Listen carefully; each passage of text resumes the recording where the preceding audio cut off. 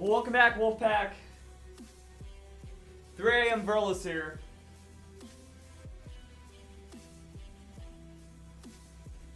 We were all wrong about Zeraora. It takes some crazy thinking, but when you figure it out, it's actually madness, guys, and that's what this video is about. Also, I'm turning off that Lavender Town music because it's like literally 3 a.m. and that's freaking me out right now.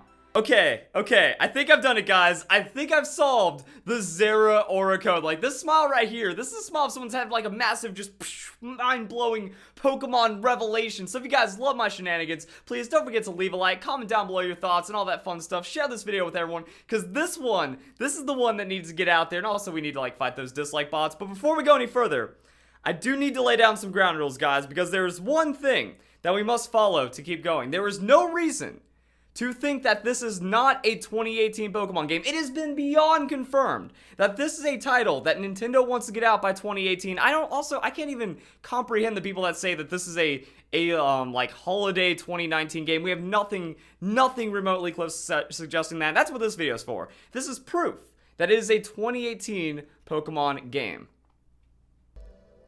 So look, here at this E3, we showcase not only games that are coming this year, so Super Mario Odyssey, Xenoblade Chronicles 2, obviously Splatoon 2, ARMS, Pokken Tournament Deluxe that we had for tournaments, but we gave a small peek to what fans could look forward to next year. And obviously the response has been greatest, I think, to the promise of a true Pokemon RPG coming on Nintendo Switch, as well as the announcement that we're working on Metroid Prime 4, and that's going to be helmed by the series producer. Alright, so that is an interview with Reggie. Like, if you don't know Reggie at this point, you know, that's Reggie right there. So this is coming from Waypoint. And as you said right there, Reggie says that they're excited. They're happy to see the excitement that people have for next year's Nintendo Switch games. And this is coming from E3 2017. So you're talking about the Pokemon Nintendo Switch game for next year. That Nintendo, they are planning. Everything is about this game being next year. Yes, delays are possible, but this is a 2018 Pokemon game, and that is further supported by an investor report from Nintendo themselves. That this is an earnings report from Nintendo, as well as a forward-looking post. So what we have right here, launch schedule of primary Nintendo products by region, October 2017 and beyond. Pokemon RPG for Nintendo Switch 2018 or later.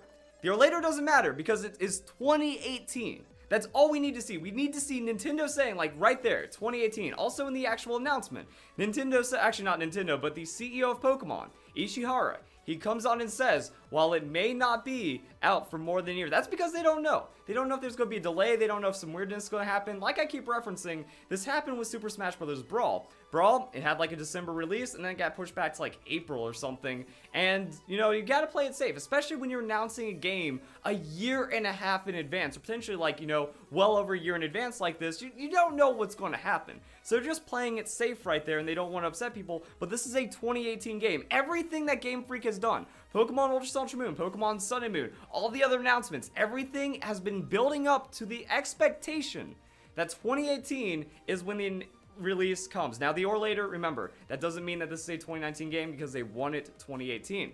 But this is where I discovered the secrets of Zeraora, because what if Zeraora is both a 7th generation and an 8th generation Pokemon?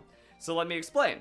How do I come to that conclusion? Like, everyone's already like, okay, Verlis, you're insane, you're an idiot. You talked about Zeraora potentially being an 8th generation Pokemon in your last video. Also, I do recommend that you watch that video before you go in further. Like, if you haven't seen this video, you need to watch it, because what happens is I break down all of the times that we had Pokemon that were revealed before they released in the generation, and also there's crazy moves and stuff. Like, we have AZ's Floette that's just in the data, but never appeared in the 6th generation. We have actual moves that you can use 1,000 waves, 1,000 arrows inside of your copy of Pokemon X and Y. The game data is there. It's only available through hacking though. But it's all there, however we don't see it until the 7th generation. So there's examples of actual game data, potentially like we have for Plasma Fists actually working in a previous generation game. And then we also have some other Pokemon like the Volcanion, Hoopa, Megalodios. Like, how do we classify it? Some people saying that, oh, Zeraora is a 7th generation Pokemon because it's in the 7th generation games, but we look at how Game Freak classifies Megalodios. Those are not X and Y Megas. Those are Omega Ruby and Alpha Sapphire Hoenn Megas because they were inside of X and Y, but they were released in ORAS. So when the Pokemon's released is when its generation is actually established, or at least the game that's going to be on. So what happens if Zeraora never gets released? It's an Ultra Sun, Ultra Moon, but it doesn't have an official event. The first time Zeraora becomes available is going to be in the 8th generation. What happens then?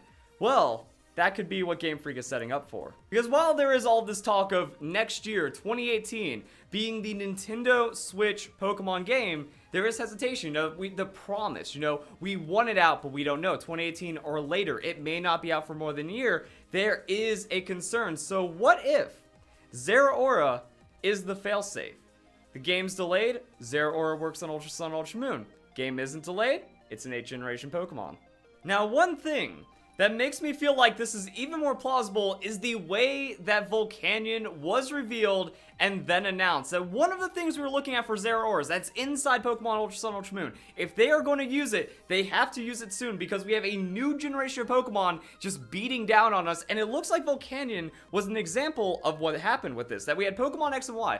Volcanion's inside of Pokemon X and Y. Did it come out with X and Y? No. Did it come out on the launch of Omega Ruby and Alpha Sapphire? No. It was over a year after the launch of Omega Ruby and Alpha Sapphire that we had the reveal, not even the Pokemon becoming available, but the reveal of Volcanion, and it was a big deal. It's the final 6th generation Pokemon, 721, huge Korokoro spread, also gets like its own movie feature, has like trailers and stuff. This is a big deal. This was huge information for the time, even though it was already spoiled through hacking and data mining, but this is also something pretty telling because what happened with Volcanion is that it had an earlier reveal. It had a reveal in December of that year. So what we needed was Zeraora to be revealed sometime in 2017, but that didn't happen. And then that's where things start to get weird for the Volcanion because Volcanion had an event release in April, but that makes a lot of sense. Like, as weird as it is, it also makes a lot of sense. We have a very late revealed and released mythical Pokemon, and we already had Pokemon Sun and Moon. Look at that, that's April. Pokemon Sun and Moon was revealed in February, so we already knew that a new Pokemon game was coming. Why are we going to care about this heavily delayed event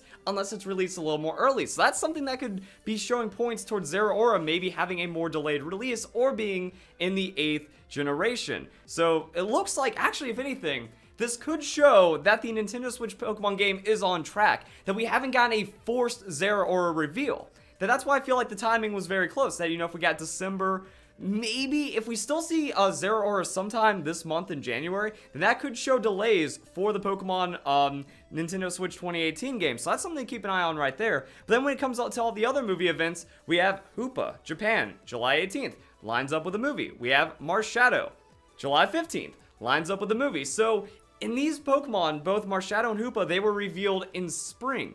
So it was a delayed reveal and then a delayed actual event gathering, and then for Volcanion, it was all moved back earlier. So that's what we're looking at when it comes to the Zeraora. So just to make things clear, it looks like Zeraora could be the pivot between the 7th and 8th generation. That if the Pokemon game is being delayed, it's like, oh man, we can still put out Zeraora, because then it feels like a regular movie release. Say we have holiday release, so potentially Pokemon 2018 on the Switch, it wants to be out November, December, October, sometime in that. If it gets delayed, that means it could be pushed back to February, March, April even. But that's going to give us extra couple of months that Zeraora won't feel as bad. That, oh, July, say Zeraora is a part of the movie, seems very likely, might tie in that way. Well then, July, we get Zeraora in Pokemon Ultra Sun, Ultra Moon.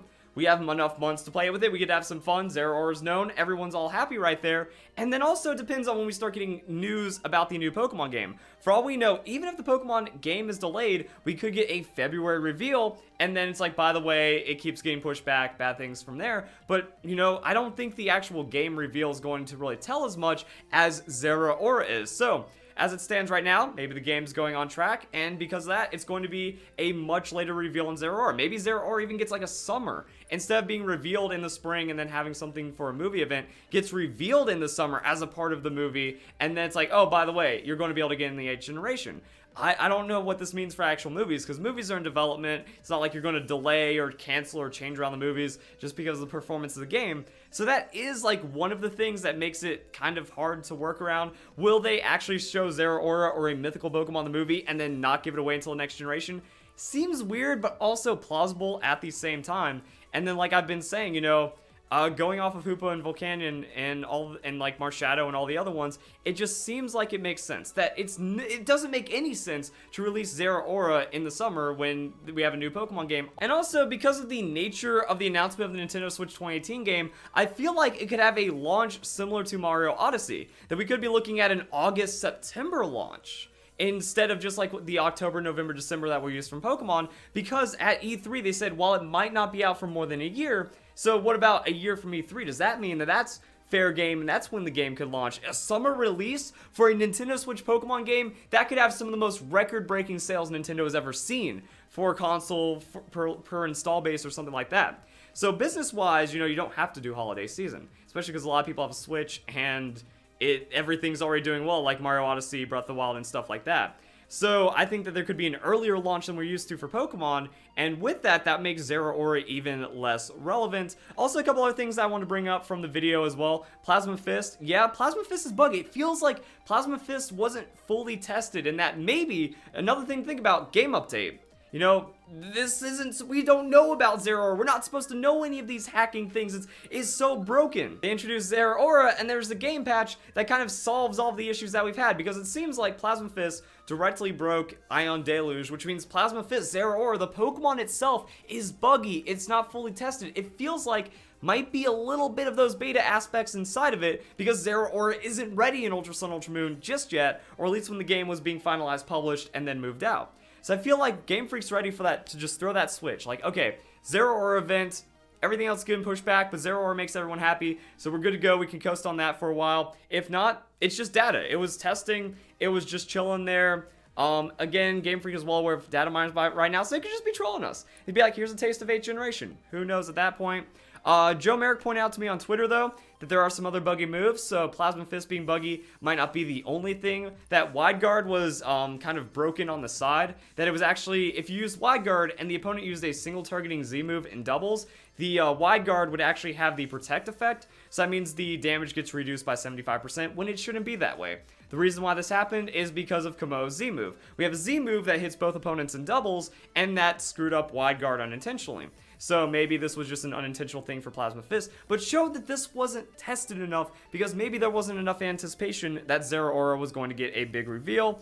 And Pokemon Ultra Sun, Ultra Moon is pretty buggy anyways, but I think that that's still very plausible, and then Zeraora is both a 7th and 8th generation Pokemon. Isn't that great? So if you guys enjoy the video, hope you all have a nice day. Thank you very much for watching.